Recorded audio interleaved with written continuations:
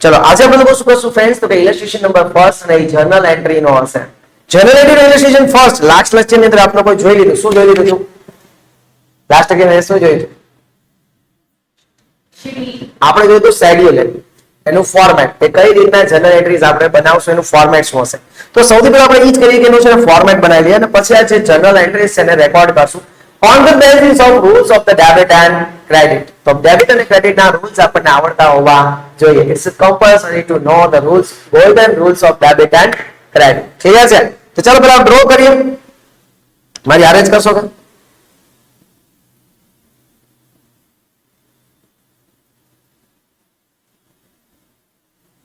એક કામ કરો, ફર્સ્ટ લેસન જે ફર્સ્ટ છે ને એટલે આપણે પહેલા જુઓ પછી કાઉન્ટ કરજો. બરાબર છે? સૌથી પહેલા આપણે શું લખવાની વાત હતી અહીંયા? પહેલામાં ડેટ, બીજામાં શું લખવાની વાત હતી? પર્ટિક્યુલર્સ, ત્રીજામાં LF number, debit rupees and credit rupees. યાદ છે? આવું આપણે લખતા હતા. ફોર્મેટ આવું આપણે બનાવવું છે. હવે શું કરીએ છીએ? જો પહેલો transaction, record the following transaction in the journal book of Priya. પ્રિયાની જર્નલની બુકમાં આપણે લોકોએ જર્નલ એન્ટ્રી લખવાની છે.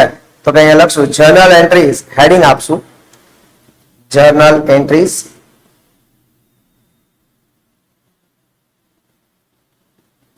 ઇન ધ બુક્સ ઓફ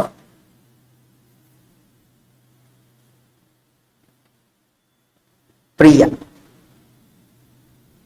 પ્રિયાની બુકમાં આપણે લોકો શું લખશું? Journal entry. ચાલો ગોલ્ડન રૂલ એક વખત બોલી લઈએ. સૌથી પહેલો ગોલ્ડન રૂલ કેનો હતો? રિયલ અકાઉન્ટનો. શું રૂલ હતો? આપણે 4 લાઈનમાં મેં ગોલ્ડન રૂલ યાદ રાખ્યો. શું કે બિઝનેસમાં ગુડ્સ આવે તો ડેબિટ, બિઝનેસમાંથી ગુડ્સ જાય તો ક્રેડિટ, બિઝનેસમાં અસેટ્સ આવે તો ડેબિટ, બિઝનેસમાંથી અસેટ્સ જાય તો ક્રેડિટ. આ પહેલો. બીજો રૂલ શેનો હતો? નોમિનલ એકાઉન્ટનો. 4 લાઈન યાદ રખાઈ હતી. બિઝનેસના એક્સપેન્સ ડેબિટ કરશું એના નામથી, બિઝનેસના લોસીસ ડેબિટ કરશું એના નેમથી, બિઝનેસની ઇન્કમ ક્રેડિટ કરશું એના નેમથી અને બિઝનેસનો કોઈ ગેઇન છે એ પણ ક્રેડિટ કરશું એના નેમથી. ત્રીજો રૂલ હતો પર્સનલ એકાઉન્ટનો. શું રૂલ હતો? બેનિફિટ રિસીવર ડેબિટ, એટલે કે જે બિઝનેસનો બેનિફિટ લેશે એને ડેબિટ કરશું, બેનિફિટ ગિવર ક્રેડિટ, જે બિઝનેસને બેનિફિટ આપશે એને શું કરશું? ક્રેડિટ કરશું. ઓકે, આવું આપણે લોકો લર્ન કરેલું હતું the rules of debit and credit ની અંદર. રાઈટ નાઉ આપણે લોકો એના ઉપરથી જ આપણે લોકો શું લખવાના છીએ? જર્નલ એન્ટ્રીઝ લખવાના છીએ. પહેલા સમજો, એટલે એવરી ટ્રાન્ઝેક્શન ની એન્ટ્રી કેટલી થશે? 2 એન્ટ્રી થશે. તો 2014 અને માર્ચ શું છે? ફર્સ્ટ. તો હું અહીંયા લખું છું ડેટ ની અંદર આપણે વાત થઈ ગઈ હતી કે ડેટ ઇઝ સો ઇમ્પોર્ટન્ટ. તો અહીંયા લખીશું 2014 માર્ચ ફર્સ્ટ. ઓકે, હવે એમાં સૌથી પહેલા goods of ₹5000 is purchase on cash. 5000 રૂપિયાનો ગુડ્સ તમે કેશ થી પરચેસ કર્યો છે. તો ટ્રાન્ઝેક્શન ઇમેજિનેશન કરો. શું થયું છે? 5000 નો ગુડ્સ લીધો તો ગુડ્સ આવે તો ડેબિટ. આપણે ગુડ્સ લીધો અને આપણે એને શું આપશું? કેશ આપશું ને. તો આપણે ગુડ્સ લઈએ છીએ એટલે આપણા બિઝનેસમાં ગુડ્સ આવે તો ડેબિટ. ડેબિટ કરીએ એટલે કયો અકાઉન્ટ ડેબિટ થાય? Purchase account. Purchase account debit. Purchase કર્યો જ ને એટલે પરચેસ અકાઉન્ટ. આપણે જ્યારે રૂલ ઓફ ડેબિટ ક્રેડિટ કરતા ત્યારે બહુ ધીરે ધીરે શીખાતા અને આપણે એને કેશ આપશું એટલે આપણા બિઝનેસમાંથી કેશ જાય છે અને જાય તેને શું કરી દેશું? ક્રેડિટ કરી દેશું. એટલે ટુ કેશ અકાઉન્ટ ક્રેડિટ. ડેબિટની અમાઉન્ટ ડેબિટમાં લખીને ક્રેડિટની અમાઉન્ટ ક્રેડિટમાં લખી અને અહીંયા એક નેરેશન લખશું બીઇંગ, આગળ બીઇંગ વર્ડ લખવાનો અને લખવાનું goods purchase on cash. Easy.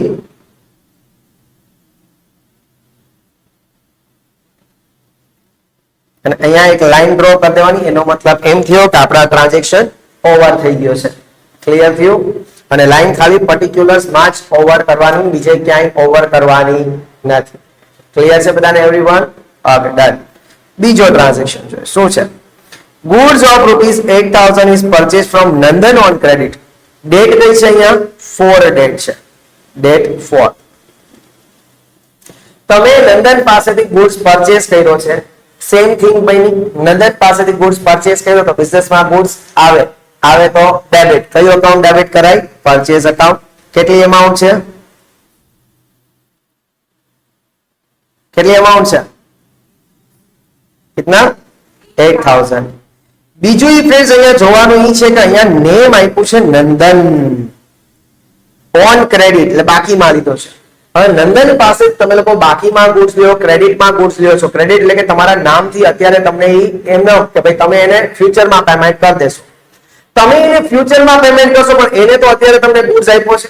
અત્યારે તમને ગુડ્સ આપ્યો તો એને તમને બેનિફિટ આપ્યો, કારણ કે તમારે અત્યારે રૂપિયા દેવા પડ્યા નહીં. તો બેનિફિટ ગીવર એ ઓલવેઝ કેવો હશે? ક્રેડિટ હશે. બીજી આપણે વાત એ થઈ ગઈ હતી કે ડેટર ડેબિટ અને ક્રેડિટર ક્રેડિટ. ક્રેડિટર એટલે કોણ? તો કે જેની પાસેથી આપણે ગુડ્સ છે એ બાકીમાં લઈએ છીએ, ઉધારમાં લઈએ છીએ, ક્રેડિટમાં લઈએ છીએ, એ આપણો કોણ છે? ક્રેડિટર છે. અને ક્રેડિટર ઓલવેઝ કેવો હશે? ક્રેડિટ હશે.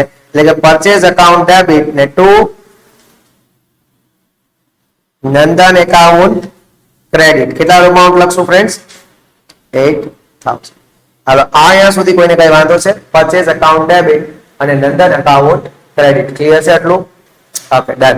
એના પછી આગળ goods of ₹4000 is sold to Jignan. 4000 નો ગુડ્સ આપણે કોને વેચ્યો છે? જિજ્ઞાને વેચ્યો છે. ચાલો વેચો છીએ 4000 નો ગુડ્સ જિજ્ઞાને. ફ્રેન્ડ્સ શું થશે? જો જિજ્ઞાને સેલ કર્યો છે. અહીંયા નેમ આપ્યું છે જિજ્ઞા. એનો મતલબ એમ કે આ ક્રેડિટ ટ્રાન્ઝેક્શન છે, બાકીમાં માલ વેચ્યો છે આપણે લોકોએ જિજ્ઞાને. જિજ્ઞાને 4000 નો ગુડ્સ આપી દે તો બિઝનેસ માંથી તો ગુડ્સ જાય તો ક્રેડિટ કરશું. પણ કયું અકાઉન્ટ ક્રેડિટ થશે? Sales account. જે લોકોએ મારા ગોલ્ડન રૂલ્સ નથી જોયા, પેલા ગોલ્ડન રૂલ જોજો, એટલે આ પરચેસ સેલ્સ બધું સમજાઈ જશે. ઓકે, તો તમે એને સેલ્સ કરો છો, તમારા બિઝનેસ માંથી ગુડ્સ જાય છે ને એને ક્રેડિટ થઈ જશે, સેલ અકાઉન્ટ ક્રેડિટ.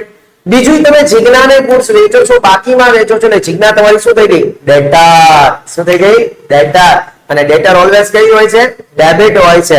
એટલે એન્ટ્રી લખીએ તો શું થશે? Jigna account debit to sales account credit. કેટલી અમાઉન્ટ છે? 4000. આગળના ટ્રાન્ઝેક્શનમાં બીઈંગ લખતા ભૂલી ગયો, અહીંયા લખી દઉં being goods sold to Jigna on credit. ખતમ? આવ્યું? એના પછી આગળ ફિફ્થ કમિશન રિસીવ્ડ ₹200. 200 રૂપિયા કમિશન ના મળ્યા. લ્યો છીએ કમિશન ના 200 લઈ ગયો છીએ. લઈ લીધા ને? એટલે શું થયું છે? કેશ આવ્યા હશે. કેશ આવે તો ડેબિટ. કેશ આવ્યા ને? પેલા આપણે વિચારો શું આવ્યું? સમજા. પેલા શું આવ્યું? કેશ આવ્યા ને? રિસીવ પેડ એટલે કેશ આવ્યા, આવે તો ડેબિટ એટલે કેશ અકાઉન્ટ ડેબિટ. કેટલી અમાઉન્ટ? 200. Cash account debit. કેટલા? 200. કેશ આવે તો ડેબિટ. હવે તો એકદમ કેશ આવ્યા, લોકો એકદમ કેશ આપી દીધા. શું કામે નહીં? કમિશન ના મળ્યા ને? તો કમિશન તમારી શું થઈ? ઇન્કમ. અને ઇન્કમ ને આપણા એને નેમ થી ક્રેડિટ કરવાની. મેં લખાયું હતું કે જે ઇન્કમ હોય એને ક્રેડિટ કરવાની, પણ કઈ રીતે? એના નેમ થી ક્રેડિટ કરવાની. એટલે અહીંયા લખવાનું ટુ કમિશન ઇન્કમ અકાઉન્ટ. કેટલી અમાઉન્ટ લખશું? 200. ડેટ કઈ હતી? 12. being commission received. હા સમજાણો? એના પછી આગળ પેલા શું કરે? હંમેશા નક્કી કરે કે ડેબિટ કયું કરશું, ક્રેડિટ કયું કરશું. બરાબર છે? Wage expense paid ₹150. વેજીસ નો એક્સપેન્સ હતો 150 તમે પે કરો છો. ચલો વેજીસ નો એક્સપેન્સ પે કરો તો શું થાય? કરો છીએ વેજીસ નો એક્સપેન્સ પે. કેટલી અમાઉન્ટ હતી? 150. ડેટ કઈ છે? 15. હાલો વેજીસ ના પે કરો છીએ. વેજીસ પે કરો, રિયલ ઇમેજિન જ કરો અકાઉન્ટ. રિયલ ની છે. વેજીસ ના પે કર્યા એટલે બિઝનેસ માંથી કેશ જાય તો ક્રેડિટ. એટલે વેજીસ ને ક્રેડિટ, સોરી કેશ ને ક્રેડિટ કરશું. શેના પે કર્યા? વેજીસ ના. તો વેજીસ ના ઉપર ભાઈ તમે પે કરી રહી છે તો કે વેજીસ આપણા બિઝનેસ નો એક્સપેન્સ છે એન્ડ એક્સપેન્સ ને એના નેમ થી ઓલવેઝ શું કરી દેવું પડે ડેબિટ કરી દેવું પડે એટલે એન્ટ્રી લખવી તો શું લખાય wages account debit to cash account credit કેટલા 150 નેરેશન માં શું લખશું friends being wages paid on cash થઈ ગયું જેવી તમારે એન્ટ્રીઝ લખાઈ જાય છે પછી તમારે એન્ટ્રી નો કરી દેવાનો છે ટોટલ શું કરી દેવાનો છે કરો જે ડેબિટ અને ક્રેડિટ સાઇડ નો ટોટલ ચલો use the calculator my dear friends હવે કેલ્ક્યુલેટર યુઝ કરવું પડશે ઓકે ઓમ નારાયણાય નમઃ ઓમ માધવાય નમઃ કેશવાય નમઃ શ્રી આદિત્યાય નમઃ 8 2 5 13 4 17 350 એમાં હું કરું